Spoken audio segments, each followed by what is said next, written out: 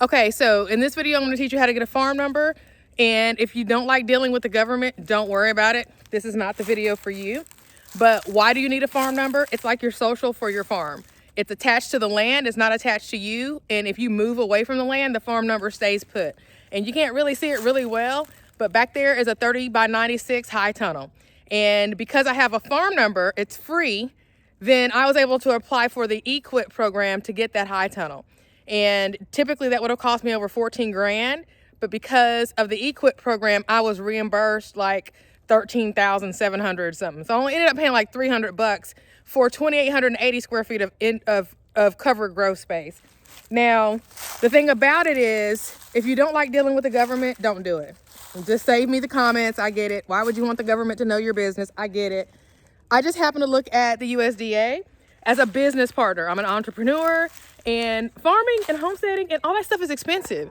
And if you got money coming in that can take care of your regular expenses plus develop your farm, good for you. But if you're like me and you need a partner in crime, so to speak, to help you be able to figure out all of the things, then get you a farm number. First step is to go to the Farm Services Administration and look at the local service center near you. That service center is going to be where you're going to go and fill out a little application, and they're going to give you your farm number. You might have to call them first just to be sure that you can go in. My service center, we can just go in. I don't know. Some of them, they say that you have to make appointments. I don't know. Do whatever you're supposed to do, but start at the Farm Services Agency looking for your local service center. There should be one in every county. Let's talk about, should you be an LLC and all that? People ask me that all the time. No, you can be. I'm not an attorney. And yes, all of those different types of business structures can protect you in certain situations and whatever. But right now, if you're just getting started,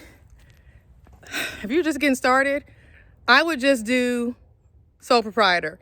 Because when you go to Farm Services and you fill out that application, if you're a trust, they're going to want all that trust paperwork. If you're an LLC, they're going to want all those articles of organization. They're going to want all of that stuff that you need in order to be able to apply underneath that. And that's going to be the case every single time that you apply for a program. So if it were me and I was just getting started, I would focus on just being a sole proprietorship. I've been a sole prop on this farm since 2018 or 19, and it's just been just fine. I have other businesses that I'm in an LLC and all this other stuff. That's great. But for this, I'm just, why is this fence down? You see what I'm saying? Like, farming is expensive. And I'm just out here trying to figure out what am I going to do this spring? Ooh. What am I going to do this spring when it comes to, hold it.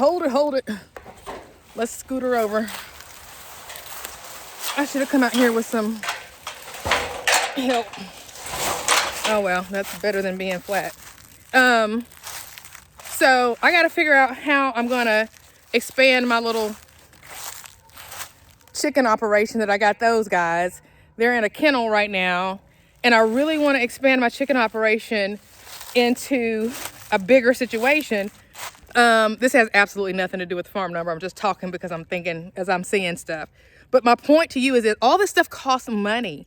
And anytime you can partner with the USDA in order to lessen the cost. Now, let's talk about the elephant in the room. Right now, it's a situation dealing with the government, right? Because they're cutting down all of the programs and cutting back all of the funding. So if it were me, I would still try to get in where I fit in when it came to get my farm number. Because that farm number, those programs are not going away in whole, right? Those are not going away in whole. They're still going to have certain programs that are going to be available to you. And if it's nothing but the high tunnel program, then do it. Then go for it, right?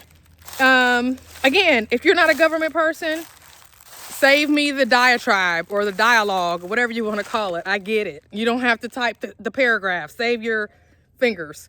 I don't care, right? I understand everybody, it's not for them. But if it is for you and you do have the need to have a partner in developing your farm or your homestead, and you are interested in getting something like that, then then you need that farm number. It's literally a 2-page, I think it may even be a 1-page application for your farm number. And they have other programs. I do know that in order to do things like a well, you really need to have some livestock that you need to feed or need to water. I explored irrigation recently and realized that that's not really gonna even be worth it. How did this get over here? Like, it's good to come outside every now and then because it's like stuff I'm seeing that I didn't realize where it was. But who you barking at? Y'all say hey to Oreo and Rico. Who you barking at? You don't recognize me? You don't recognize me? You're so dirty. But yeah, I gotta get the girls from out of there into a hoop coop. Oh, that's what I was gonna tell you. So that's why it's important to get your farm number, because some of the things that you are gonna need help with, those programs will come into play if and when they're available. However, if you don't get your farm number, you won't be able to tap in. So all this political BS and crap that's going on right now with all that, fine, whatever. But hush it.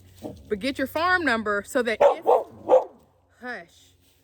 if and when something does become available, that you are in position, okay?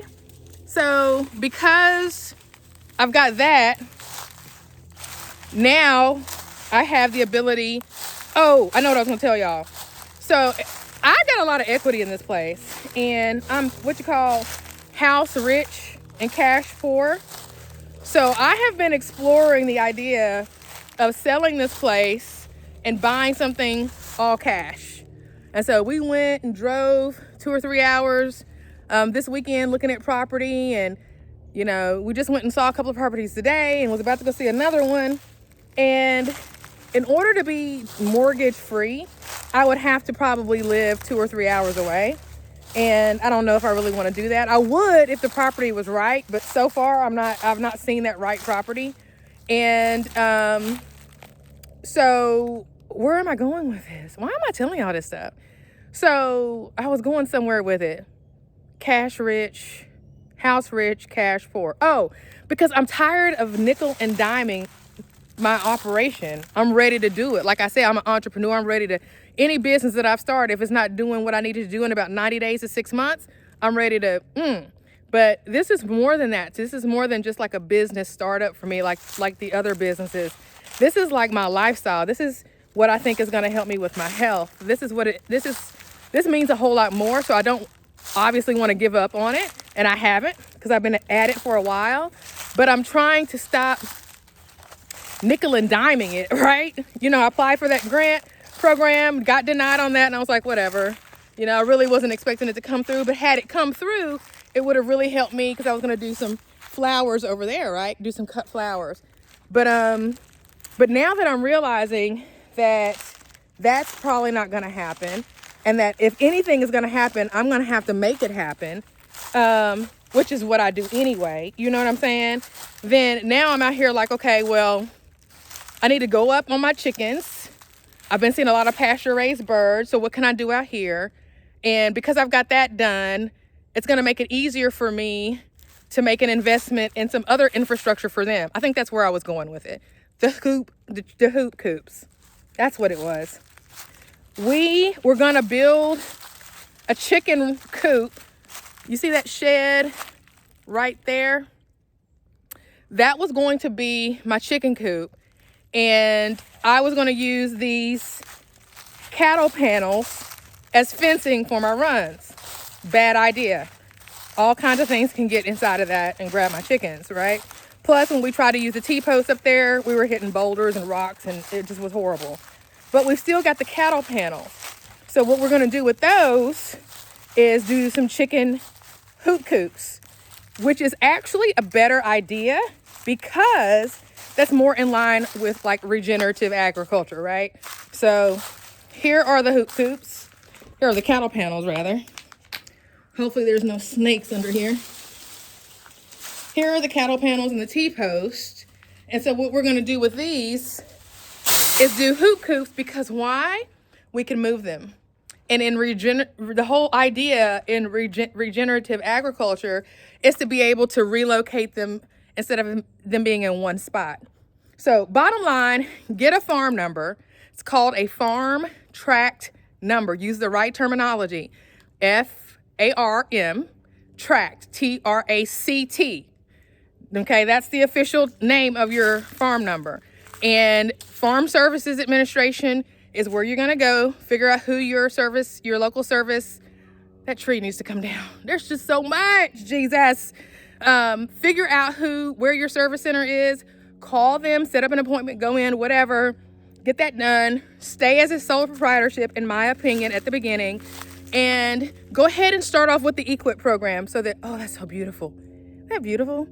Go ahead and start off with the EQIP program so you can get your high tunnel, that thing back there, and start there, okay? They won't do any fencing. They won't do a well right off the bat. There's another program called CSP that it's a conservation program. It's all about conservation. And there's another program that it's called CSP. I'll tell you all about that in another video. And so yeah, just focus on getting your farm number, and that's how you do it. You go to Farm Services, you stay as a sole proprietorship, you fill out the 2-page application. All you need is your driver's license and proof that you have, oh, that's the other thing before I go. You need to have proof that you have permission to farm. Either you need to own the spot or you need to have proof that you got permission. If you don't own the spot, you will need a letter from somebody saying that they're okay with you farming, okay? And if you're not on an acre, don't go try to get a farm number. Like, until you start selling $1,000 worth of produce or agricultural products, right? Wait until you've got your $1,000 worth of sales, because that's what the USDA definition of a farm states, is that any place that could or normally would produce $1,000 worth of agricultural products should have led with that, but hopefully you've already seen that in one of my other videos. But that's how you get a farm number. That's why you should get a farm number. And yes, I get it. Not everybody wants a farm number, and that's okay. Don't tell me. Okay, love you. Bye.